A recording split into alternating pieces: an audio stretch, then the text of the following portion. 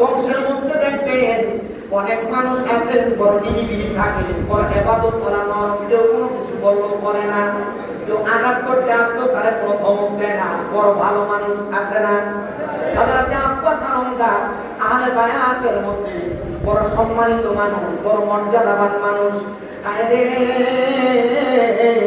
হযরত আব্বাস আলমদার যখন তাকে দেখেন ইমাম হুসাইন রাদিয়াল্লাহু তাআলা যে কারবালার ময়দানে এত সুন্দর কাপড়ের মধ্যে কোনো পানি নাই, হযরত আব্বাস আলমদার রাদিয়াল্লাহু তাআলা বলে, আমি যখন বললাম আমি ইমাম হুসাইনের কাছে যাই না, ডাক দিয়ে বললাম ও ইমাম হুসাইন রাদিয়াল্লাহু তাআলা নবীজির পরিচয় টুকরা নাতি, আপনি আমার অনুমতি দেন গো, আমি এখান থেকে পুরা নদীর মধ্যে যাই না, আমি পানি যাই না, নবীর বংশধরদের পরিচয় ঠান্ডা করতে যাই।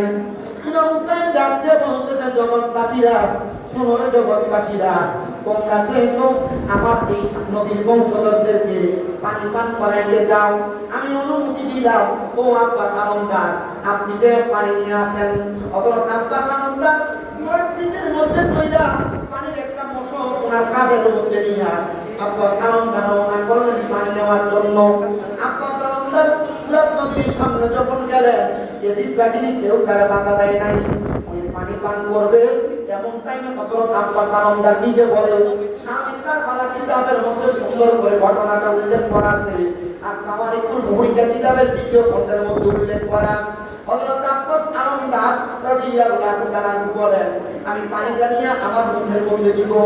এমন টাইমে আমার চিন্তা আসলো, দেমাগের মধ্যে আসলো, নবীর নাতি ইমাম হুসাইন এখনো পানি পান করে নাই।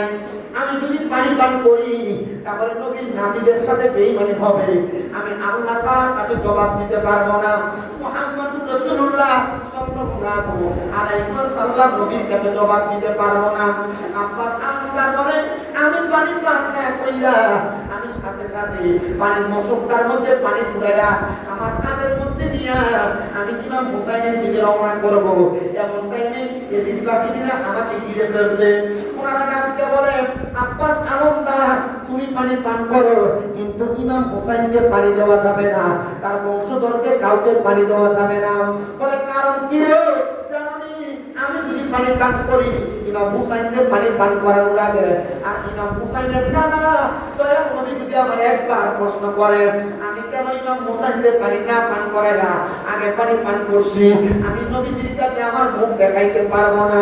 এই জন্য আমি পানি মশক ভর্তি করে নিয়ে যাব, নবীর বংশের আগে পান করাইয়া আমি আব্বাস আলমদার তারপরে পানি পান করব। আব্বাস আলমদার এই কথা বইলা ওনার পুরাটাকে সামনের দিকে আগে নিবে। ইয়াজিদের মধ্যে মালিক ইবনে মারওয়ান নামক একটা লোক হযরত আব্বাস আলমদার তার হাতের মধ্যে এমন ভাবে একটা কুপ লাগায় দিয়েছে, তার হাত দাবায় গেছে। আব্বাস আলমদার বলে,